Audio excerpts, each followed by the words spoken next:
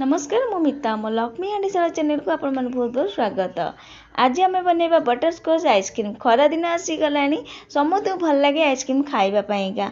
तो आज आम बनैबा बहुत कम जिनिस कम समय रे बटरस्कॉच आइसक्रीम से भी बिस्कुट रो बहुत टेस्ट लगे आइसक्रीम खाइबा पाइका। थरे जदि आपण बनैबे मार्केट आइसक्रीम भी खाइबा भूली जिबे। तो आशा करूची आज रेसिपी आपण मन निश्चिंत भल लागिबो। तो चलते देखि नबा आज रे रेसिपी। मैं गैस रे कड़े बसई देकी 3 बड़ चामच चेनी दे देइची। पानी अल्प देकी कलर चेंज है जाए आमको चेनी टाक भल भाव मेल्ट हवा दरकार। तो ये आम बादाम चिक्की जो दरकार से दरकार से देखो कलर भी चेंज हो सारी चेनी एवं मुझे काजू आलमंड बादामी चीना बादाम की चॉप करके दे संगे संगे देकी गोटे प्लेट को काढ़ी नवा। तो बहुत बढ़िया भाव मिसई सारी एवं देखिए गोटे प्लेट तेल मारिक काढ़ीदबा एमती मैंने सब आड़े फ्लाट कर रखीद ठंडा है जाए छाड़ीदबा। तो ये आमको चेनी जो कैरामेल बादाम जो थाए जो बटरस्कॉच आइसक्रीम से दरकार। तो यहाँ ठंडा हवा छाड़ीदबा। तो आइसक्रीम बनवाई आम बिस्कुट से बनवा से देखो मारी बिस्कुट जो आसे से बिस्कुट मुझे नहीं। तो से गोटे पैकेटर मैंने नहीं 10टा खंडे ये नहीं सब बिस्कुट को टिके ना भांगी नवा हाथ में जहाँकि आम बिस्कुट आइसक्रीम करवा से सब बिस्कुट को एमती हाथ में टी चूना करना सब जाक बिस्कुट को मुझे भांगी देती।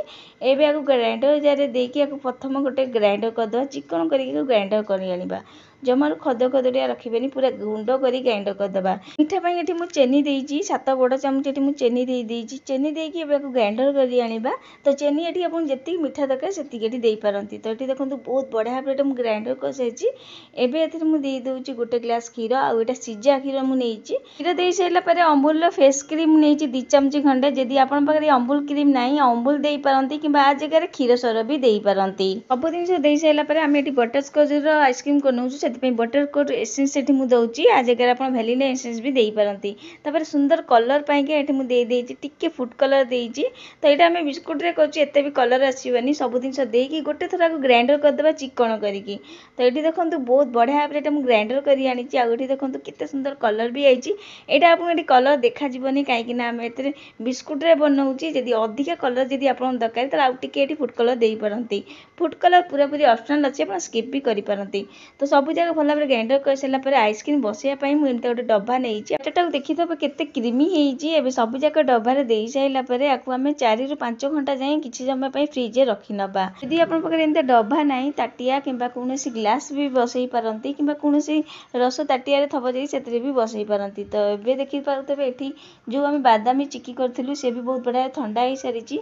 आ ई प्लेट बढ़िया भाबे बाहर जाईची। एबे आकु टिके भांगी नबा भला भाबे। तो आपण माने बटरस्कॉच आइसक्रीम जदि खाइथबे देखिथबे सेतरे किति कंचिनेन आसे से सकाशे। तो सहीटा आम ये दबा आपड़ी बादाम न देकी खाली चेनी की कैरामेल करके नहीं पारंती। तो ये देखिए गोटे पॉलिथिन नहीं दे देती एमती गोटे हेमदस्तार साइज रे टिके ना कुटी नवा माने टिके टिके दरदरा करदबा जहाँद्वारा यहाँ पूरा दरदरा हो देखो केते सुंदर भाव में रेडी हो सारी। एबे सब प्लेट को काढ़ी नवा। तो ये आम रेडी हो सारी। तो यहाँ आम बहुत बढ़िया भाव रेडी हो सारी। तो ये आपको टिके साइड करवा आइसक्रीम देखा चलतु। तो ये देखो मुझे बसई देती किसी समय पाई आईटा टिके ना बहुत बढ़िया भाव जमी भी जाइए। आपको बेसी जमार दरकार नहीं कि एमती टिके जमीवा दरकार बेसी ये आमको जमाइबार नहीं। तो ये आपको टिके ना भल भाव में एमती चामच खेल नवा आ सब जाक जिनस को आम पुंथे ग्राइंडर रे देदेबा।